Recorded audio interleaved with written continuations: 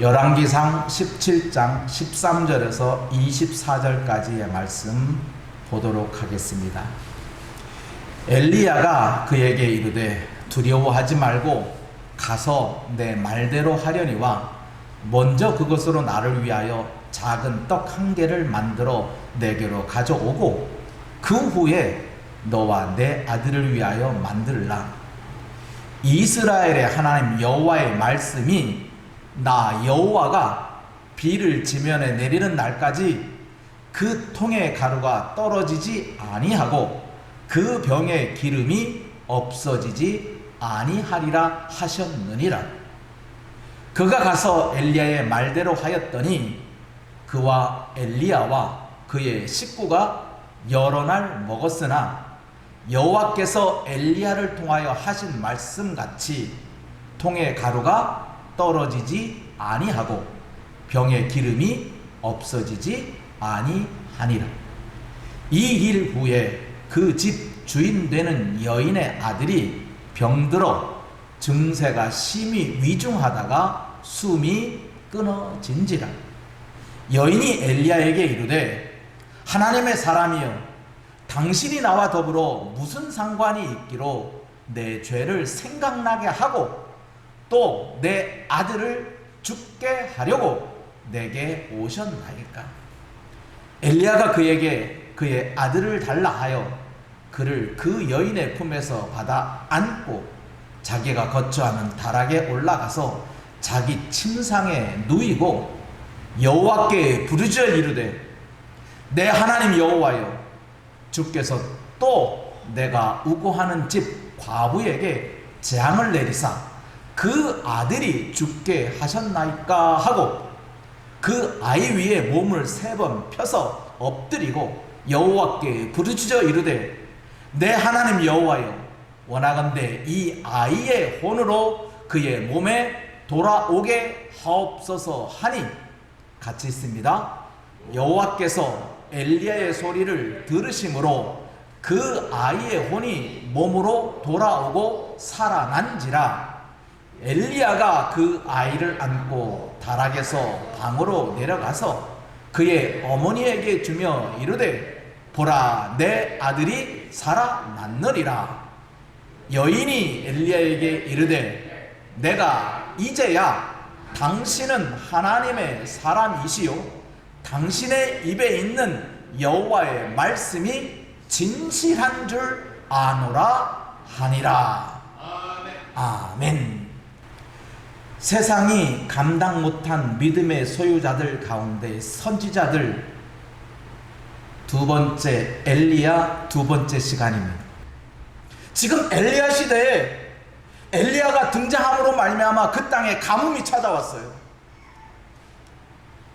거기는 이슬도 없고 물도 없습니다. 생명의 근원이 바짝 마른 것입니다. 왜 엘리야의 등장과 함께 그 땅에 가뭄이 찾아왔느냐? 그것은 그 땅이 여호와의 말씀이 씨도 먹히지 않는다는 거예요. 그 땅은 여호와의 말씀이 존재할 수 없다는 거, 찾아야 찾을 수가 없다는 거예요. 그걸 단적으로 표현한 것이 가뭄이에요. 그 땅은 여호와께서 여호와의 말씀이 없다는 거예요. 그래서 하나님은 엘리야를 어디로 보내죠? 사르밧으로 가라. 이제 이 땅에는 여호와의 말씀을 찾을 수 없으니 여호와의 말씀에 생명의 근원이 말랐으니 너는 다른 곳으로 가라는 거예요. 그것이 어디다? 사르밧이라는 거예요. 근데 사르밧으로 가서 무엇 하라고 그러냐? 거기 한 과부가 있다. 과부가 너에게 음식을 주게 내가 만들었다는 거예요. 우리가 성경에서 알듯이 이 과부는 어떤 대상이죠? 우리가 돌봐야 할 대상입니다. 성경은 꼭 신명기에도 분명히 말씀했습니다. 고아와 과부와 객은 돌봐야 돼요. 아니 과부는 내가 돌봐야 될 사람인데 과부가 나를 돌본다고? 근데 엘리야는 가요. 가서 정말로 거기서 사르밧 과부를 만나게 됩니다. 근데 사르밧이라고 하는 곳은 노란색으로 표시되어 있는 것이 경계예요. 이 아래가 이스라엘 땅이고 약속의 땅이고 그 경계를 벗어나서는 이스라엘 땅이 아니에요. 이방 땅이에요. 하나님의 백성이 거주하는 곳에서 생명의 근원 여호와의 말씀을 찾을 수가 없는데 하나님의 지역이 아닌 이방 지역에 가서 하나님의 말씀을 찾는다? 기대할 수 있을까요? 기대하기 어려워요. 그런데 엘리야는 여호와께서 말씀하신 대로 갔어요. 그 길을 마다하지 않고 갔어요. 그랬더니 그 과부가 나 먹을 것 없다. 지금 이 통에 가루가 얼마 안 남았고 병에 기름이 얼마 안 남았어요. 우리가 이거 먹고 나와 아들이 이제는 먹을 게 떨어졌으니 이제 굶어 죽자 하는 상황이었어요. 그런데 여호와의 말씀을 들려주고 여호와께서 너에게 말씀한다. 너가 나를 이 통의 가루로 병의 기름으로 먼저 내가 먹을 것을 주면 여호와께서는 그 병에 그 통에 가루가 떨어지지 않을 것이고 그 병에 기름이 없어지지 않을 것이다 라는 말씀을 들려주고 내게 먹을 것을 달라 했더니 그 말씀대로 하였다는 거예요. 그래서 먼저 엘리야에게 통의 가루로 병의 기름으로 떡 한 조각을 주었습니다. 그랬더니 어떻게 됐죠? 여호와의 말씀과 같이 그 통의 가루가 떨어지지 않았습니다. 그리고 그 병에 기름이 없어지지 않았습니다. 여호와의 말씀대로 되었다는 거예요. 지금 이스라엘 땅에는 여호와의 말씀을 찾을 수가 없었는데 지금 사르밧의 이방 땅에 하나님의 백성 지역이 아닌 열방으로 가서 하나님의 말씀을 전했더니 그곳에서 하나님의 말씀이 이루어졌다는 거예요. 과부가 상징하는 것이 있습니다. 과부는 어떤 사람을 과부라고 그러죠? 이혼녀가 아니라는 거예요. 그런데 그의 아들이 있다는 것은 남편이 있었다는 거예요. 그런데 있었던 남편이 없는 게 과부예요. 이 상징이 있어요. 사르밧 과부를 상징하는 것은 뭐냐? 하나님의 없는 사람들을 말하는 거예요. 신랑 대신 우리의 신랑 대신 주님이 없는 거예요. 그게 과부예요. 있었어요. 과부가 신랑이 있었어요. 하나님은 있어요. 근데 그 하나님을 잃어버렸어요. 하나님 잃어버린 자가 과부예요. 하나님 없이 살아가는 사람들이 다 과부란 말이에요. 그 하나님 없이 살아가는 사람에게 하나님의 말씀을 전했더니 그대로 하나님의 말씀이 이루어진 것이 사르밧 과부의 이야기예요. 우리는 여기서 무엇을 알게 됩니까? 엘리야가 사르밧 과부에게 가라고 하는 여호와의 말씀대로 순종했습니다. 갔습니다. 이방 땅으로 갔습니다.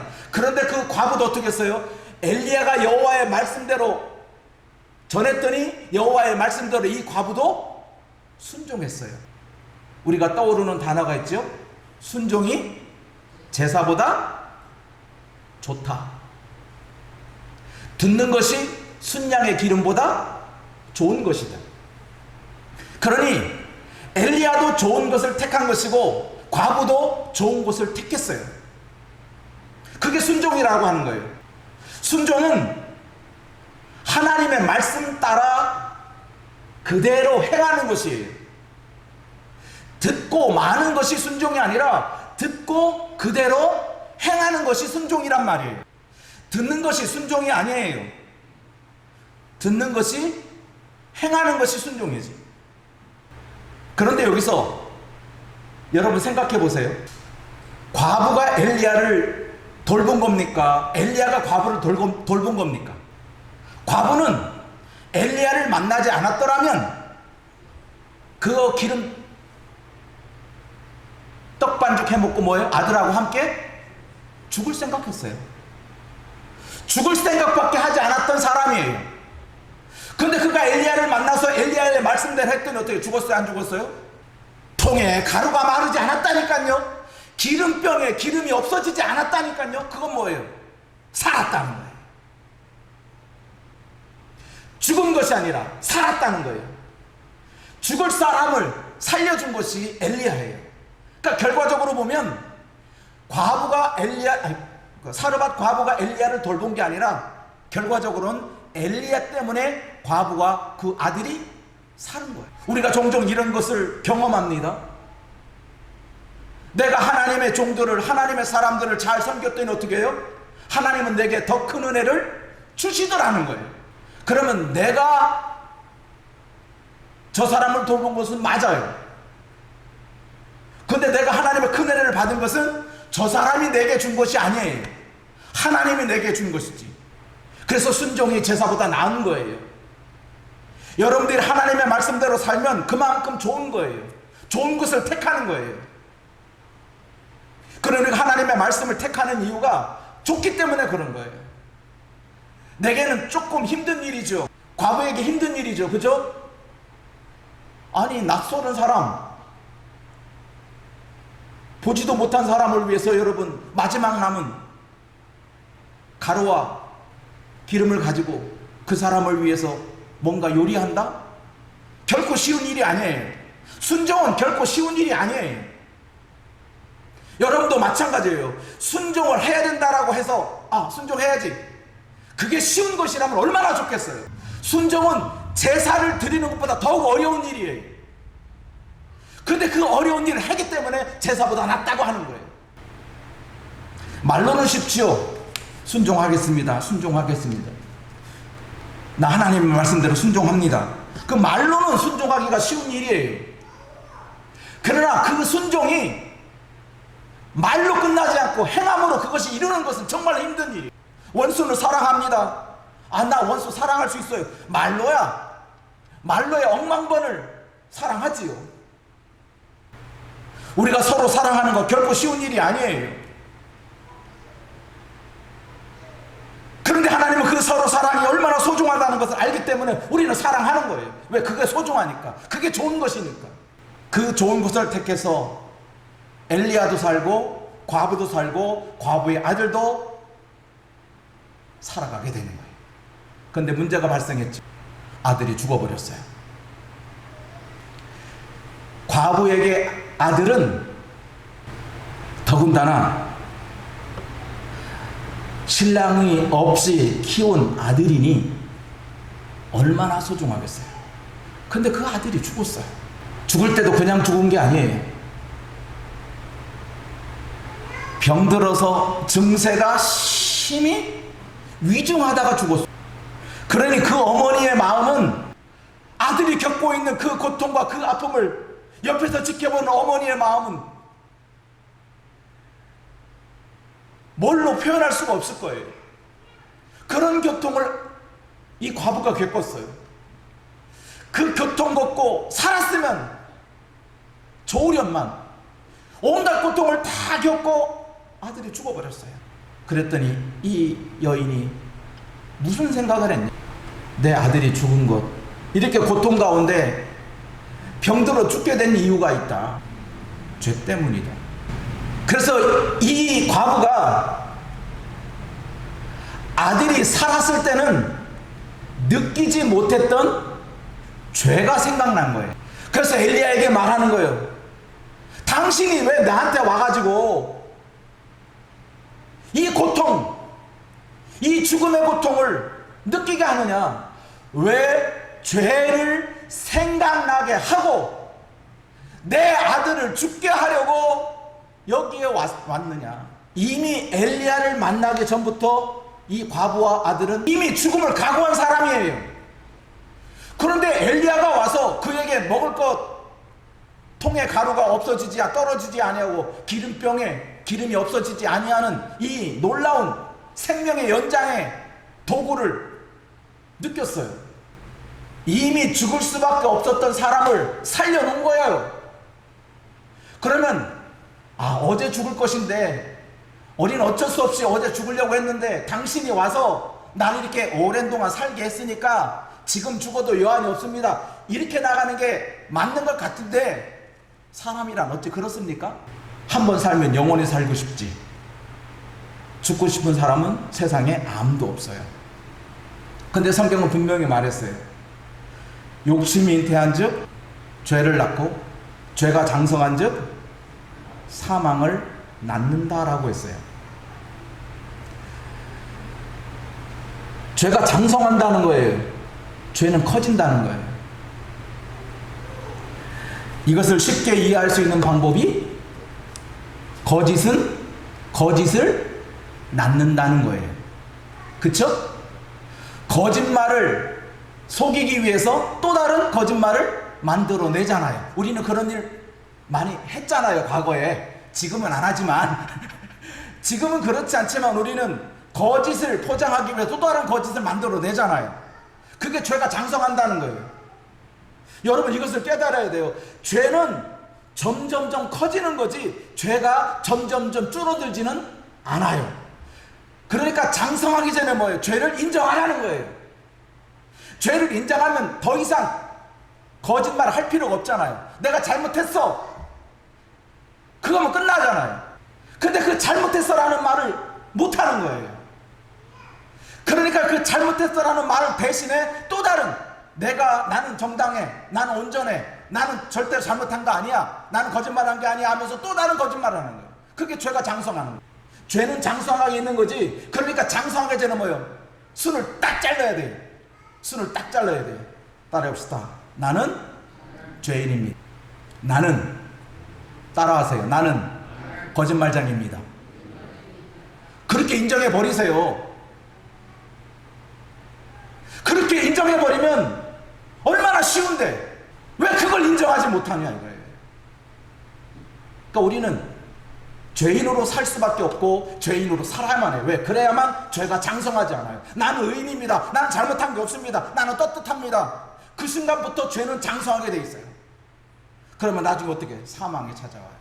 엘리야는 그 아이를 살립니다. 어떻게 해요? 여호와께 부르짖어 살립니다.